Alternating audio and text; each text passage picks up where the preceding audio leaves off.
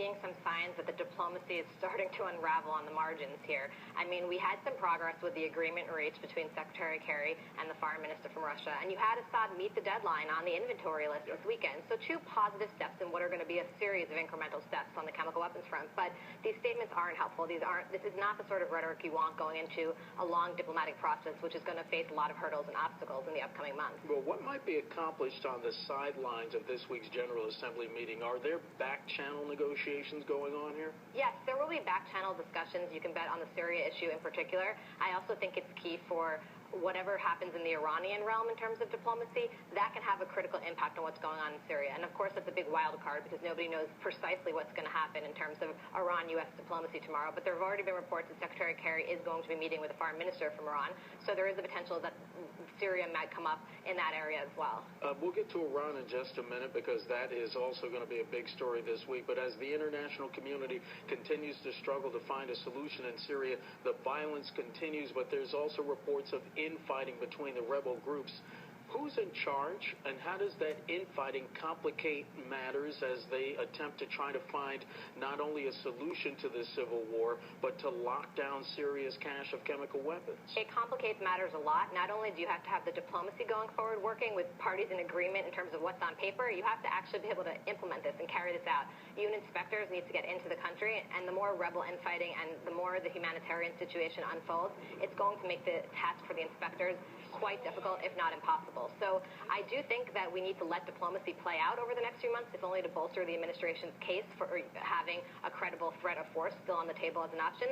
So I don't think that the difficulty should sort of take diplomacy off the table. I think that these are challenges that we're going to have to deal with in the upcoming weeks and months, and in a perfect world, diplomacy would go according to plan. Sure. But if it doesn't, that's why you have other options. But there's also the question, who do you talk to? Who's in charge of the rebels? Yeah, the rebel groups are made up of a number of groups. This isn't a unique situation. In Iraq, we had insurgent groups that were made up of all different sorts of characters, from extremist elements affiliated with al-Qaeda to less extremist elements. And the same is true in Syria. So I agree, the United States is going to need to start parsing out and getting better intelligence on who these actors are if we're going to have any sort of long-term strategy for Syria. You mentioned Iran. 2 months into his term, the newly elected president, Hassan Rouhani, he's going to take the international stage. He is going to address the UN General Assembly as well.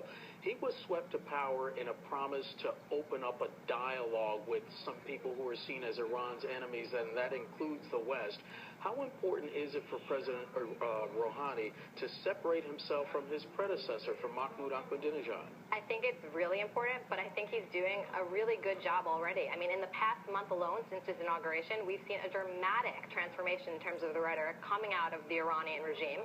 We've seen an openness in terms of, we've seen a release of prisoners, we've seen an openness in terms of allowing some Twitter usage and Facebook use. These are dramatic changes for just a couple of weeks in office. We've seen a willingness to correspond with the American president through a series of letters. Yeah. We've seen wishing, Jewish people around the world a happy Rosh Hashanah. So there's been clear signs that he is different than his predecessor, and I think the United States should take take this opportunity and not take it lightly. At our last minute, we began by mentioning what was going on in Nairobi, Kenya. It was a massacre. There's no other way to put it.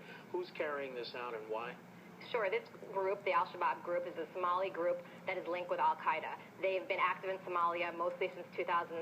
Most of their attacks are carried out within Somalia. However, we have seen attacks carried out by this group in Kenya. So while this was, above and beyond in terms of the amount of deaths, I think it's most deaths since the 1998 attack on the U.S. Embassy in Nairobi.